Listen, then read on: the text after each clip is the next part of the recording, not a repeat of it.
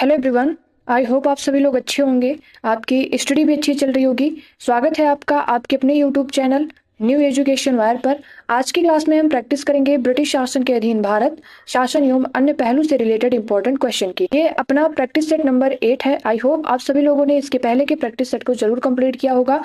क्यों? क्योंकि ये इंपॉर्टेंट है हमारे एग्जाम के लिए, स्पेशली एलटीरेट एग्जाम, जीआईसी प्रवक्ता और भी अदर कॉम्पिटेटिव एग्जाम, जैसे कि आपका यूपी पीसीएस का एग्जाम है, आपका हिस्ट्री रिवाइज हो रहा है, आरओ का मेंस होगा, आपका रिवीजन होता जा रहा है। क्यों? क्योंकि इसमें जो भी क्वेश्चन इंक्लूड किए गए हैं वो यूपी पीसीएस प्रीलिम्स के हैं, मेंस के हैं, हिस्ट्री ऑप्शनल के हैं, या फिर आरओ प्रीलिम्स और मेंस के क्वेश्चन इसमें इंक्लूड किए जा रहे हैं। ठीक है, तो आप लोग अपने पेन और कॉपी को लेकर रेडी हो जाइए और चलते हैं अपने क्वेश्चन नंबर 1 पर। क्वेश्चन नंबर 1 आप लोग पढ़िए और मैं आपको इस क्वेश्चन में टाइमर भी दूंगी। 10 सेकेंड का टाइम आपके पास रहेगा और आप क्वेश्चन को अटेम्प्ट करिए। ठीक, स्टार्ट।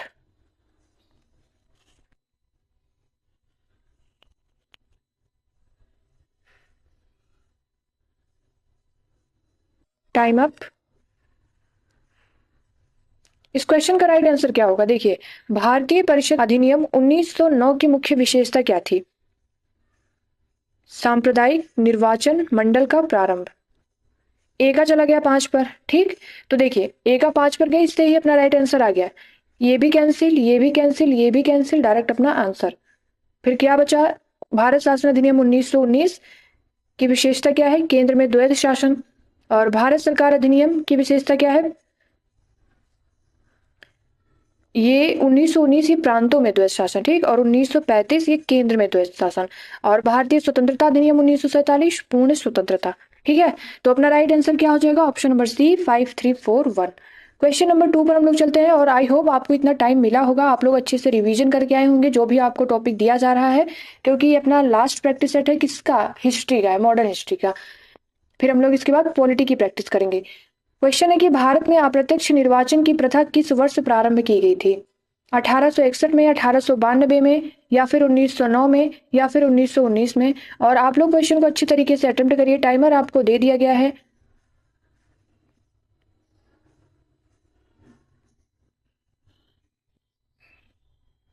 Time up. तो इस क्वेश्चन का राइट आंसर क्या है? अप्रत्यक्ष निर्वाचन की प्रथा 1892 ईस्वी में। ठीक है, आई होप आप लोग अटेम्प्ट कर रहे होंगे और क्वेश्चन को अटेम्प्ट करिए। आप लोग गलत हो तब भी कोई बात नहीं, लेकिन हर क्वेश्चन को अटेम्प्ट करिए, क्योंकि यहाँ पर अभी हम लोग प्रैक्टिस ही कर रहे हैं। तीसरा क्वेश्चन है, किस अधिनियम के द्वारा ब्रिटिश सरकार ने ईस्ट इंडिया कंपनी का चाय व चीन के साथ व्यापार का एकाधिकार समाप्त किया? पिट्स इंडिया एक्ट 1784, या फिर रेगुलेटिंग एक्ट 1773, या चार्टर एक्ट 1813, या फिर चार्टर एक्ट 1833? और आपको टाइमर दे दिया गया, अटेम्प्ट करिए क्वेश्चन।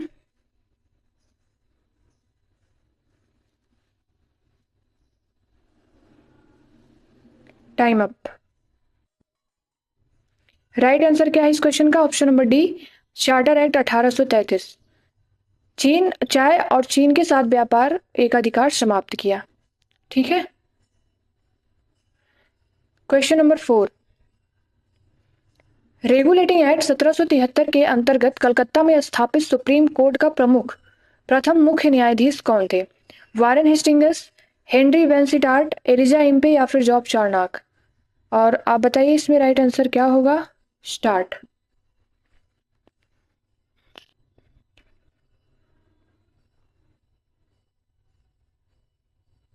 Time up. देखिए, इस क्वेश्चन का राइट आंसर है option number C, Elijah Impey. ये प्रथम मुख्य न्यायाधीश थे और स्थापना कब हुई थी सुप्रीम कोर्ट की? 1774 ईस्वी में। अन्य न्यायाधीश कौन थे? चेम्बर्स और हाइट, लिमेस्टर। ठीक है, क्वेश्चन नंबर 5 पर चलते हैं हम लोग। भारत की शैक्षणिक नीति में फिल्ट्रेशन, इंपॉर्टेंट क्वेश्चन है ये बहुत ही, फिल्ट्रेशन सिद्धांत के प्रतिपादक कौन थे? शीवुड, मैकाले, या फिर जेएस मिल, या फिर लॉर्ड कॉर्नवालिस? और आपको टाइमर दे दिया गया, क्वेश्चन को अटेम्प्ट करिए, फिर मैं बताती हूँ कि इसका राइट आंसर क्या होगा। और हाँ, ये जब अपना प्रैक्टिस सेट कंप्लीट हो जाएगा, आज कंप्लीट हो जा रहा है, फिर आपको मिक्स क्वेश्चन मिलेंगे, मॉडर्न हिस्ट्री, मेडाइवल हिस्ट्री और एंशिएंट हिस्ट्री के। टोटल 50 क्वेश्चन रहेंगे। आपको सभी क्वेश्चन अटेम्प्ट करने हैं, क्योंकि सभी क्वेश्चन हमारे इंपॉर्टेंट रहेंगे, सभी पीवाईक्यू क्वेश्चन रहेंगे। ठीक है, तो इस क्वेश्चन का राइट आंसर क्या है? Option number B, Macaulay. और मैकाले ने क्या कहा था कि यूरोप में जो पुस्तकालय उसमें जो रखी अलमारी है उसका कुछ हिस्सा ही पूरे भारतीय साहित्य को भी अगर मिला दिया जाए तब भी उससे ज्यादा है। क्वेश्चन नंबर 6 है, निम्नलिखित में से कौन सा सुमेलन सही नहीं है?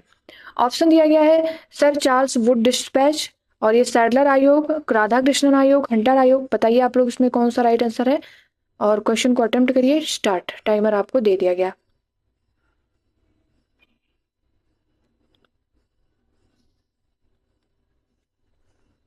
Time up. Sir Charles Wood dispatch 1854 में सही है। सैडलर विश्वविद्यालय आयोग 1920 में नहीं, 1917 ईस्वी में। राधा कृष्णन आयोग 1948 सही है। हंटर आयोग 1882 में। इसके अतिरिक्त अगर हम लोग देखें तो मुदालियर आयोग 1948 में, और न्यू एजुकेशन पॉलिसी 2021। ठीक। कलकत्ता में एशियाटिक सोसाइटी ऑफ बंगाल की स्थापना 1784 में किसने की? जोनाथन डंकन ने, विलियम जोन्स ने, वारन हेस्टिंग्स ने, या फिर चार्ल्स ग्रांट ने? अटेम्प्ट करिए।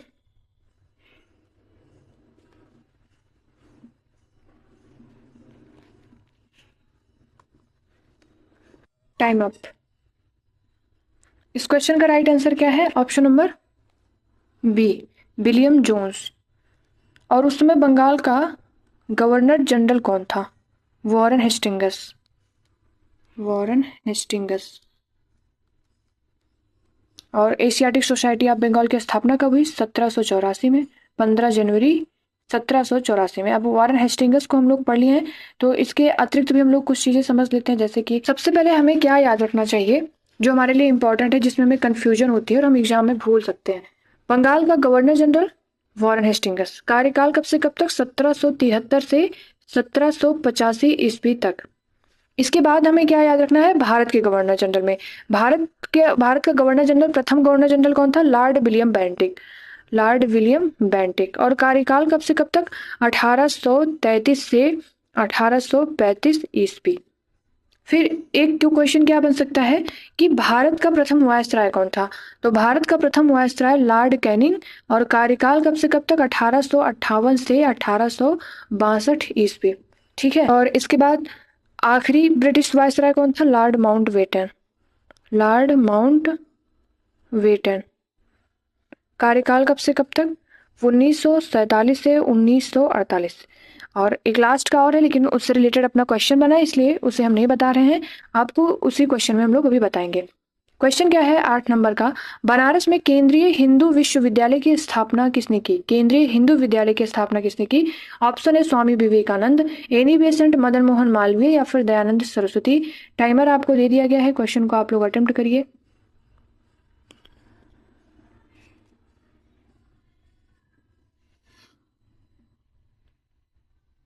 Time up. इस क्वेश्चन का राइट आंसर क्या है? Option number B, Annie Besant. ठीक, मदन मोहन मालवीय मत लगाइएगा। और क्वेश्चन नंबर 9 है, रिपब्लिकन पार्टी ऑफ इंडिया के संस्थापक कौन थे? डॉक्टर राम मनोहर लोहिया, सुभाष चंद्र बोस, चारू मजूमदार, या फिर डॉक्टर भीमराव अंबेडकर? और आपको टाइमर दिया गया है, अटेम्प्ट करिए question.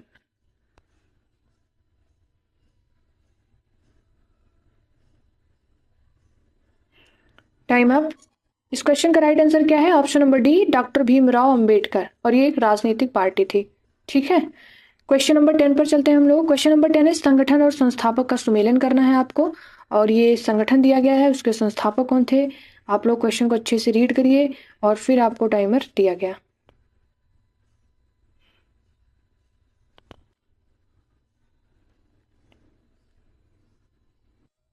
Time up.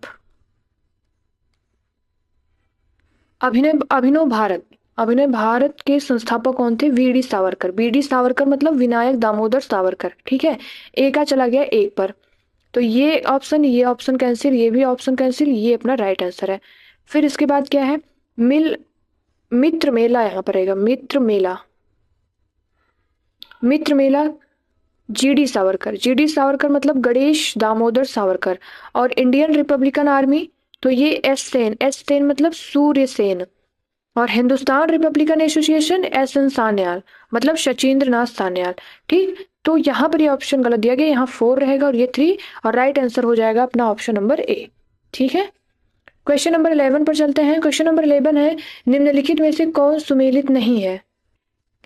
Lord Cornwallis अस्थायी बंदोबस्त और लॉर्ड बेलेजली सहायक संधि प्रणाली, लॉर्ड हेस्टिंग्स द्वितीय आंग्ल मराठा युद्ध और लॉर्ड विलियम बेंटिंग 1829 का 17वां रेगुलेशन।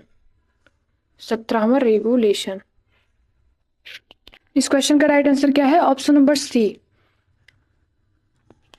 ये सी वाला क्यों गलत है? क्योंकि द्वितीय आंग्ल मराठा युद्ध नहीं था, प्रथम आंग्ल मराठा युद्ध था। ठीक है, और द्वितीय आंग्ल मैसूर युद्ध हुआ था।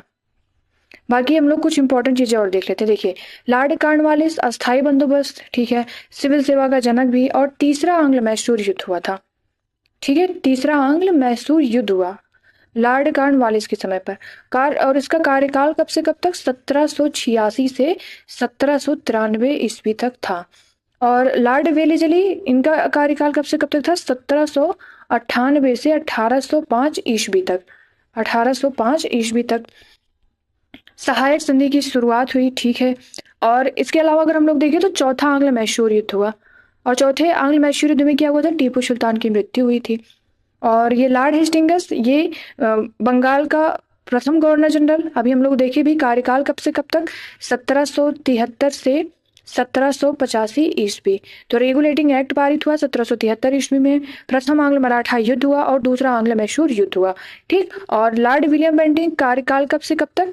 1828 ईस्वी से 1833 ईस्वी तक। और विशेषता क्या क्या रही, प्रमुख घटनाएं क्या क्या हुई इनके कार्यकाल में? सती प्रथा का उन्मूलन, ठगी प्रथा का अंत, और फिर इनके कार्यकाल के बाद से फिर भारत के गवर्नर जनरल का कार्यकाल स्टार्ट होता है। ठीक, और भारत के प्रथम गवर्नर जनरल कौन थे? लॉर्ड विलियम बेंटिंग, जिनका कार्यकाल कब से कब तक था? 1833 से 1835। अब जब हम लोग देख ही रहे हैं भारत के गवर्नर जनरल और वायसराय को, तो हम पूरा कंप्लीट ही कर लेते हैं एक साथ।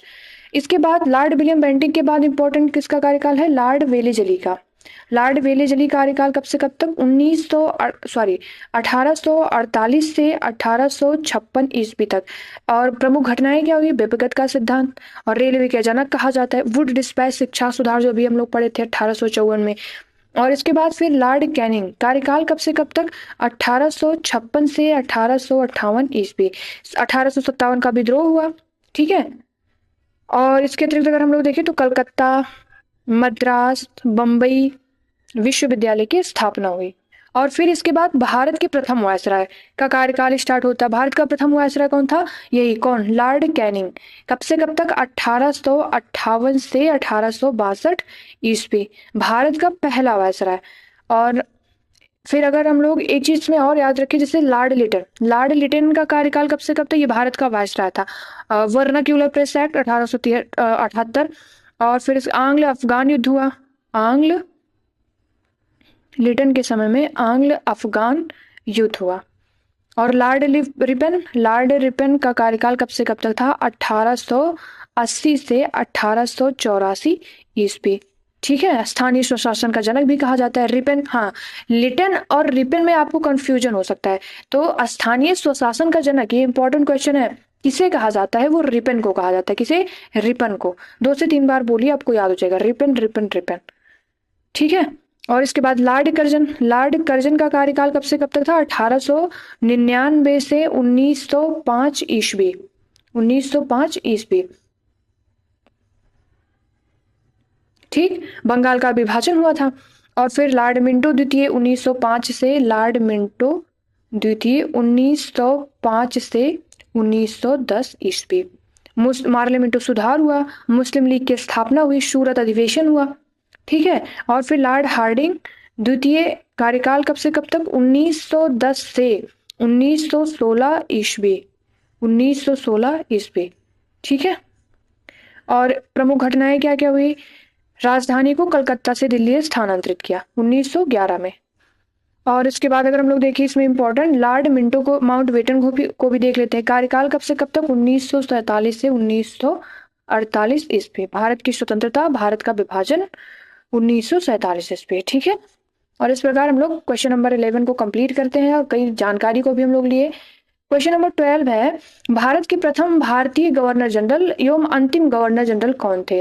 यही वो क्वेश्चन है जो नहीं बताई थी मैं आपको। तो इस क्वेश्चन का राइट आंसर क्या है? ऑप्शन आप लोग अटेम्प्ट करिए पहले। ठीक है, तो इस क्वेश्चन का राइट आंसर क्या है? Option number C Rajagopalachari Bharat के प्रथम गवर्नर जनरल और अंतिम गवर्नर जनरल कौन थे? राजगोपालाचारी। क्वेश्चन नंबर 13, आनंद मठ उपन्यास किसने लिखा था? दीनबंधु मित्र ने, बंकिम चंद्र चट्टोपाध्याय ने, रविंद्रनाथ ठाकुर ने या फिर शरद चंद्र चट्टोपाध्याय? और टाइमर आपको दे दिया गया, क्वेश्चन को अटेम्प्ट करिए आप लोग, 10 सेकंड का टाइम है।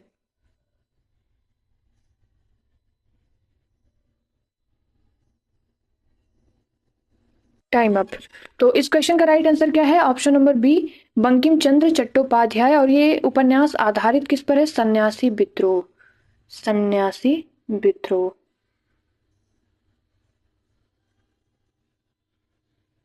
और दीनबंधु मित्र ने नील दर्पण। नील दर्पण लिखा, किससे संबंधित है ये? नील किसानों की समस्याओं से संबंधित है। और 14 नंबर क्वेश्चन है, निम्न में कौन सुमेलित है? Annie Besant, young India, Mahatma Gandhi, new India, बाल गंगाधर तिलक केसरी, सुरेंद्रनाथ बनर्जी, भारत भारत श्रमजीवी। आप लोग बताइए इसका राइट आंसर क्या होगा? आपको ऑप्शन टाइमर दे दिया गया है।